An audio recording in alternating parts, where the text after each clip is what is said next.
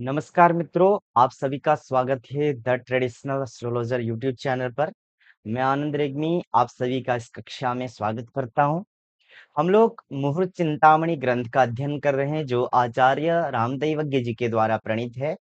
और हम लोग इससे पूर्व में 57 क्लास कर चुके हैं। अगर आप लोगों ने पुराने वीडियोस नहीं देखे हैं तो आप लोग प्लेलिस्ट में जा करके देख सकते हैं।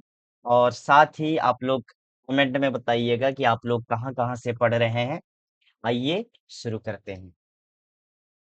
ज्येष्ठा पौष्णव सार्पभान्त्य घटिका युग्मं च मूलाश्विनी चित्रादौ घटिकाद्वयं निगदितं तद्भस्य गण्डान्तकम् कर्काल्यण्डज भान्ततोर्ध घटिका सिंहस्वमेषादिका पूर्णान्ते घटिकात्मकं त्वसुभदं नन्दातिथिश्चादिमम्। अब यहाँ पर गंडांत के बारे में बताया गया है। गंडांत क्या है? जहाँ पर एक राशि समाप्त होकर के दूसरी राशि प्रारंभ होती है, वो हमारा नक्षत्र गंडांत में आएगा। कैसे?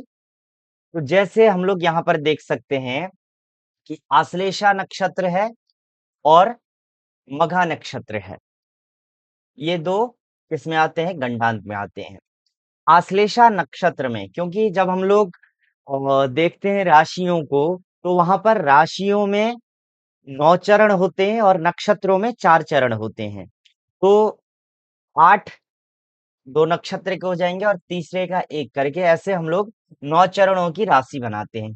तो हर राशि में आप लोग देखेंगे कहीं न कहीं आधा-अधूरा छूटा हुआ है, लेकिन कुछ-कुछ नक्षत्र ऐसे हैं जहाँ पर राशियाँ पूर्ण हो जाती है। जैसे आश्लेषा नक्षत्र के अंत में कर्क राशि समाप्त हो जाती है और वहां से मघा से सिंह राशि का प्रारंभ होता है।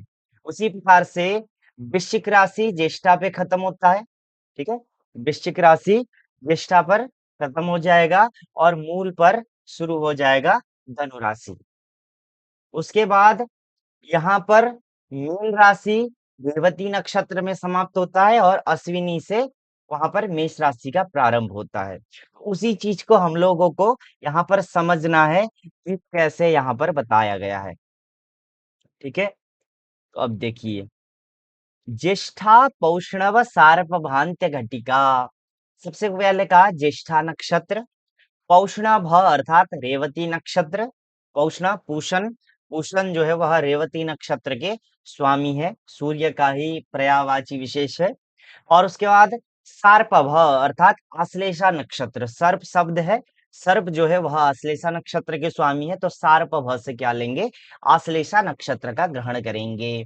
अब ये जो ज्येष्ठा नक्षत्र है, पौष अर्थात रेवती नक्षत्र है और सर्प अर्थात आश्लेषा नक्षत्र है, इनके अंत्य अर्थात अंतिम की युग्मम घटिका, युग्म अर्थात दो, दो जो घटी होती है वह क्या कहलाती है? गंडांत कहलाती है। ज्येष्ठा नक्षत्र जिस दिन भी शुरू होगा और ज्येष्ठा नक्षत्र जब खत्म होने वाला होगा, खत्म होने से पहले जो दो घटी होगी, दो घटी अर्थात 48 मिनट, क्योंकि एक घटी में कितना मिनट होता है? एक घटी में 24 मिनट होता है। तो अंतिम का जो क्या होगा? 48 मिनट होगा, वो गंडांत में आएगा। उसी प्रकार से रेवती नक्षत्र का भी जो अंतिम का दो घटी होगा वह किस में आएगा? गंडांत में आएगा। एवं इसी प्रकार से ही जो सार्प अर्थात आश्लेषा नक्षत्र के अंतिम की जो दो घटी होगी वह भी किस में आएगी? गंडांत में आएगी। फिर उसके बाद कहा मूल नक्षत्र, अश्विनी नक्षत्र और पितृ अर्थात मघा नक्षत्र। इन तीन नक्षत्रों की आदौ अर्थात प्रारंभ की, जब ये नक्षत्र शुरू होंगे उस समय में घटिका द्वयम जो दो घटी है, दो घटी अर्थात वही 48 मिनट, प्रारंभ की जो प्रारंभ का जो 48 मिनट है उसको क्या कहा जाता है? तद भस्य गंडांतकम निगदितम, तत् वह जो है वह भस्य अर्थात नक्षत्रस्य गंडांतकम निगदितम, नक्षत्र का क्या कहा जाता है? गंडांत कहा जाता है। तो ये जो गंडांत है यह शुभ कार्यों में वर्जित है।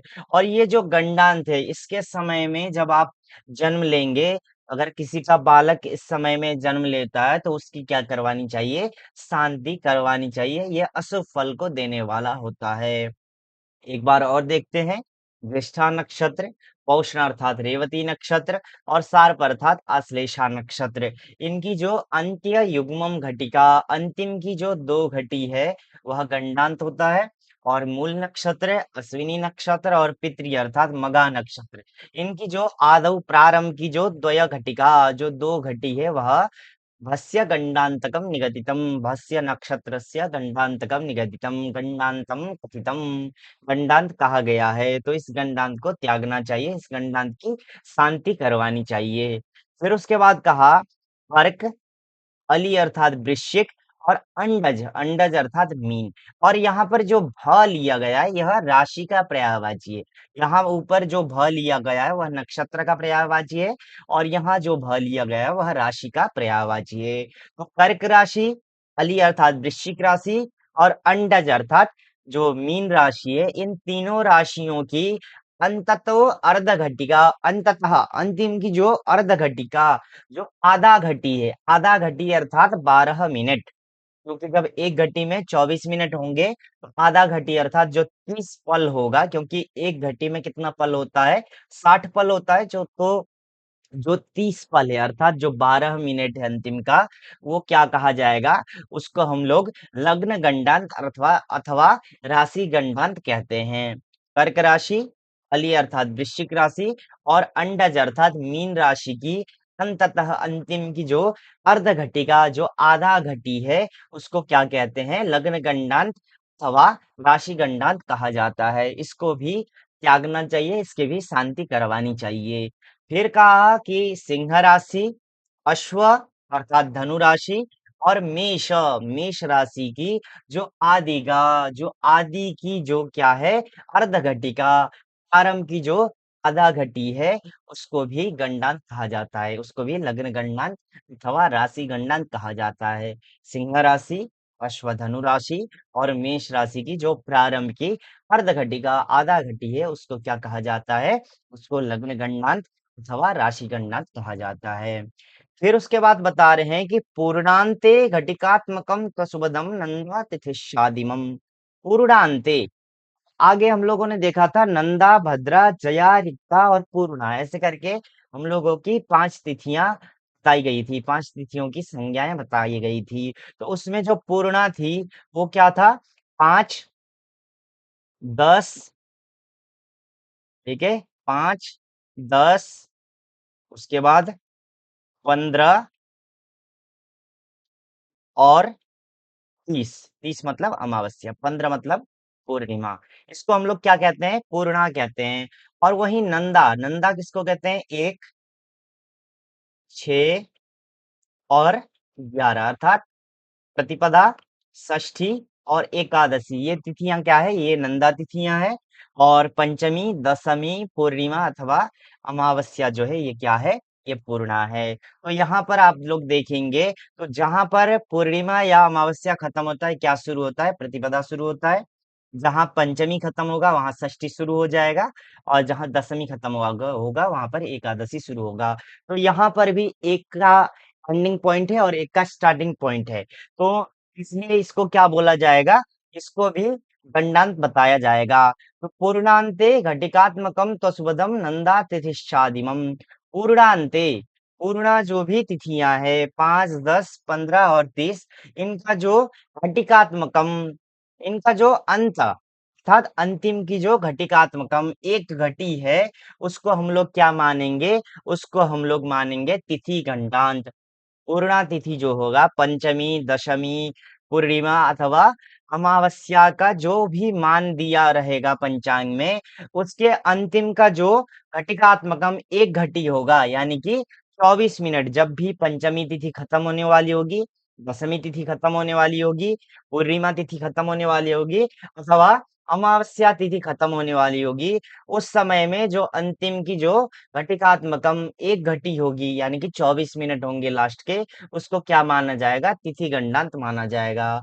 उसी प्रकार से नंदा तिथि है नंदा तिथि का यानी कि प्रतिपदा षष्ठी और एकादशी तिथि जब प्रारंभ होने वाली होगी उस समय की आदिमम आदि यानी कि प्रारंभ की जो भी एक घटी है, घटिकात्मकम एक घटी है, वह भी क्या मानी जाएगी? तिथि गणनांत मानी जाएगी। और ये जो तिथि गणनांत हो, चाहे लग्न गणनांत हो, चाहे नक्षत्र गणनांत हो, ये क्या होता है? अशुभदम, अशुभ फल को प्रदान करने वाले होते हैं। इसलिए गणनांत में अगर कोई भी बालक पैदा हो रहा है, तो वैसे बच्चों का क्या कर देना चाहिए?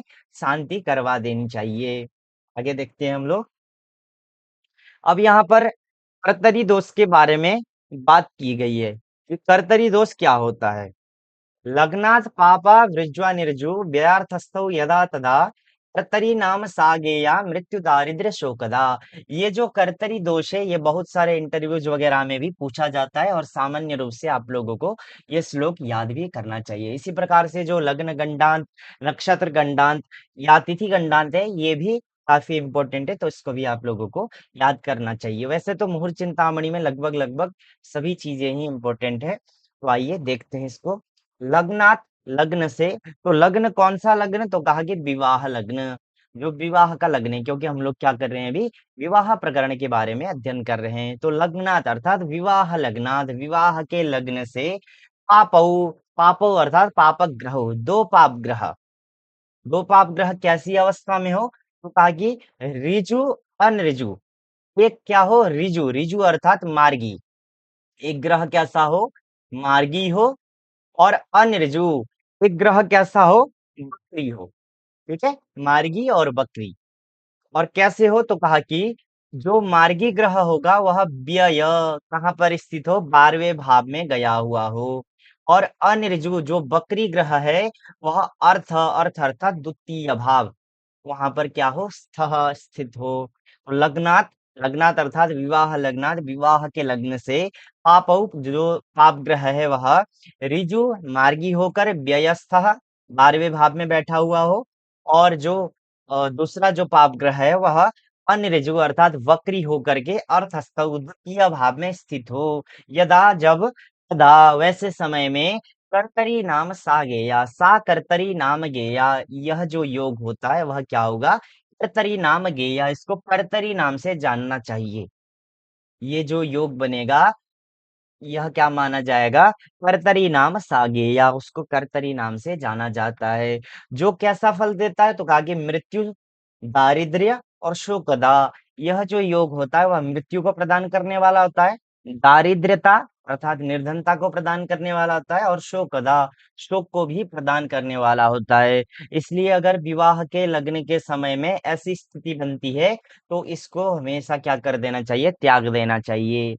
यहीं पर अगर और एक कंडीशन है, जैसे मान लीजिए 12वें भाव में क्या हो? नॉर्मली कोई भी ग्रह बैठा हुआ हो, और द्वितीय में भी क्या हो?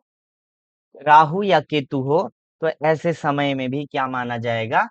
कर्तरी समान ही फल देने वाला माना जाता है, तो इसको भी अवॉइड करना चाहिए। आइए आगे देखते हैं। अब कहा कि चंद्रे सूर्यादि संयुक्ते दारिद्र्यम मरणम शुभम सौख्यम सापत्न्य वैराग्ये पापद्वय युते मृति। अब ये जो सभी चीजें बताई गई है, ये विवाह लगने के समय में ही ध्यान देने के लिए बताया गया है। कहा कि चंद्रे सूर्यादि संयुक्ते, जब भी आप विवाह का लग्न निकाल रहे हैं विवाह के समय में, तो उस समय में यदि चंद्रे, जो चंद्रमा है वह सूर्यादि संयुक्ते, सूर्यादि ग्रहों से क्या हो? युक्त हो। विवाह के समय में चंद्रमा सूर्यादि संयुक्ते, सूर्यादि ग्रहों से युक्त हो, कैसा फल मिलेगा? उसके बारे में यहाँ पर बता रहे हैं। सबसे पहले कहा दारिद्र्यम, अगर विवाह के समय में चंद्रमा सूर्य के साथ बैठा हुआ हो, तो क्या होगा? दारिद्र्यम, दरिद्रता की प्राप्ति होगी, यानी कि निर्धनता की प्राप्ति होगी। तो इसको त्यागना चाहिए। अगर चंद्रमा मंगल के साथ में बैठा हुआ है, तो क्या होगा? मरणम, मृत्यु होगा, अथवा मृत्यु तुल्य कष्ट प्राप्त होगा, तो इसको भी त्याग देना चाहिए। चंद्रमा अगर बुध के साथ बैठा हुआ है, तो शुभम क्या होता है? शुभ होता है, तो इसको आप एक्सेप्ट कर सकते हैं। चंद्रमा अगर बृहस्पति के साथ बैठा हुआ होगा, तो क्या होगा? सौख्यम, सुख की प्राप्ति होगी, तो ये भी आप एक्सेप्ट कर सकते हैं। उसके बाद अगर चंद्रमा शुक्र के साथ बैठा हुआ होगा तो सापत्न्य, सापत्न्य अर्थात सापत्न्य से यहाँ पर 2 अर्थ लग सकते हैं। एक तो शत्रु का अर्थ लगता है और एक सापत्न से लगता है सौतन, जो सौत होती है उसका अर्थ लगता है। तो उन दोनों से ही खराब माना जाएगा, कष्ट प्राप्त होगा। तो ये जो शुक्र वाला भाग है यानी कि विवाह के समय में अगर चंद्रमा और शुक्र एक स्थान में बैठे हुए हैं तो इसको त्याग देना चाहिए। उसके बाद अगर शनि के साथ में बैठा होगा तो वैराग्य, वैराग्य की प्राप्ति होगी यानी कि पति पत्नी में क्या आ जाएगा, उदासीनता आ जाएगा, प्रेम खत्म हो जाएगा। तो इसलिए जब चंद्रमा और शनि की युति हो तो उसको भी क्या कर देना चाहिए, त्याग देना चाहिए।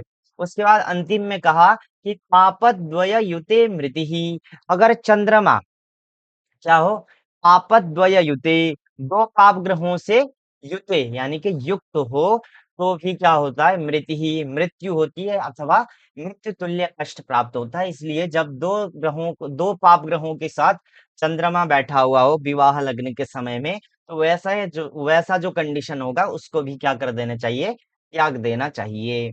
आगे देखते हैं। अब यहाँ पर कहा कि जो जन्म लग्न अथवा जन्म राशि से जो अष्टम जो लग्न होता है उसमें विवाह नहीं करना चाहिए। इसके बारे में यहाँ पर बताया भी गया है और साथ में परिहार भी दिया गया है।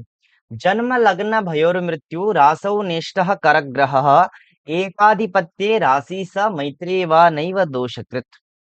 जन्म लग्न भयोः, जन्म लग्न और जन्म भ अर्थात जन्म राशि, जो वर और वधु, वर और वधु का जो जन्म लग्न होगा अथवा वर वधु की जो जन्म राशि है उन दोनों से मृत्यु रासौ अर्थात जो अष्टम की राशि है, ठीक है, वर वधु का जो भी जन्म लग्न होगा जब बच्चा पैदा होता है तो उस समय कुंडली बनती है। कुंडली में जो लग्न होगा उस लग्न से जो 8वां लग्न होगा, 8वें लग्न में जो राशि बैठी होगी वह राशि अथवा वर अथवा वधु की जो जन्म राशि है उससे जो 8वीं राशि होगी उन दोनों राशियों का जो भी लग्न होगा वह कर ग्रह न इष्टः, कर ग्रह अर्थात विवाह में न इष्टः न शुभः, शुभ नहीं होता है। तो हमेशा ये कोशिश करनी चाहिए कि जब आप विवाह का लग्न निकालें तो उस समय में ध्यान दें कि वर वधु के जन्म लग्न से 8वीं राशि का भी लग्न न हो और वर वधु के जन्म राशि से 8वीं राशि जो है उसका भी लग्न न हो। तो लग्न से भी 8वां और राशि से भी 8वां, इन दोनों को त्याग देना चाहिए।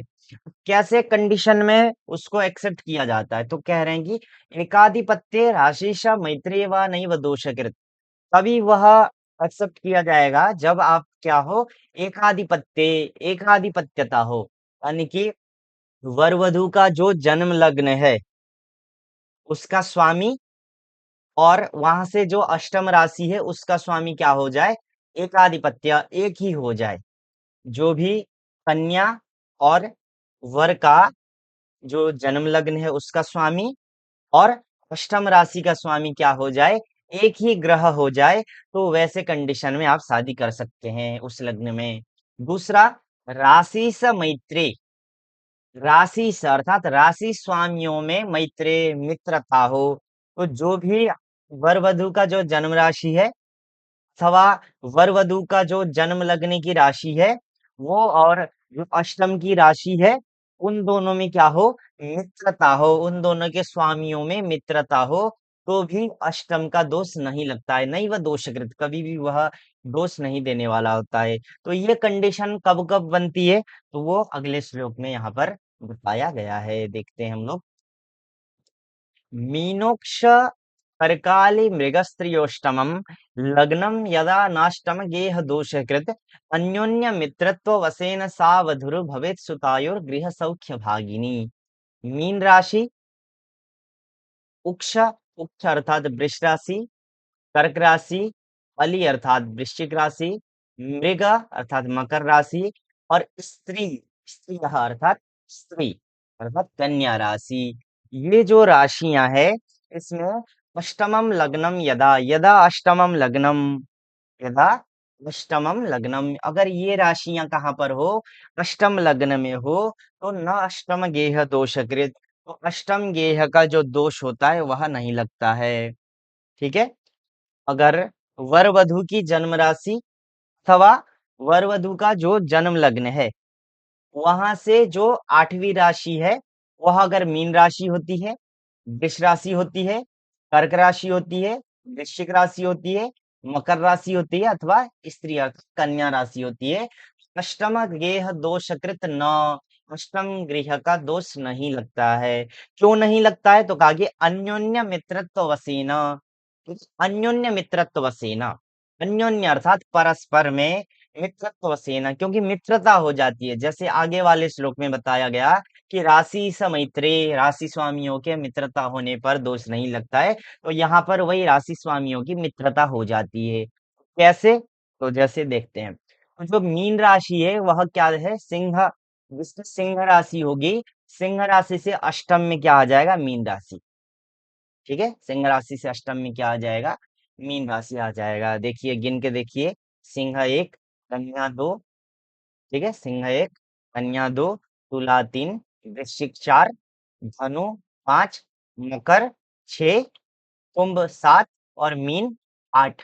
ठीक है, तो इसलिए जब सिंह राशि वाले वर वधु रहेंगे, सिंह राशि के लग्न वाले वर वधु रहेंगे अथवा सिंह राशि वाले, सिंह राशि जिनकी होगी ऐसे वर वधु रहेंगे, तो उनके अष्टम में क्या हो जाएगा? मीन राशि हो जाएगा। तो ऐसे वर वधु का जब विवाह लग्न निकालना हो तो मीन राशि के लग्न में भी आप लोग कर सकते हैं। क्यों? क्योंकि यहाँ पर क्या हो जा रहा है? मित्रत्व हो जा रहा है, क्योंकि सिंह राशि का मालिक कौन है? सूर्य है, और मीन राशि का मालिक कौन है? बृहस्पति है। तो यहाँ पर दोनों की मित्रता मानी जाती है। उसके बाद जिसकी तुला राशि होगी, तुला राशि से आठवां आ जाएगा उच्च अर्थात वृष राशि। तो यहाँ पर भी तुला राशि क्या है? तुला राशि का स्वामी है शुक्र, और वृष राशि का स्वामी कौन है? शुक्र। तो यहाँ पर क्या हो गया? एकाधिपत्यता हो गया। तो वृष का भी स्वामी शुक्र हो गया, तुला का भी स्वामी शुक्र हो गया। तो एकाधिपत्यता अर्थात दोनों के स्वामी क्या हो गए? एक ही हो गए।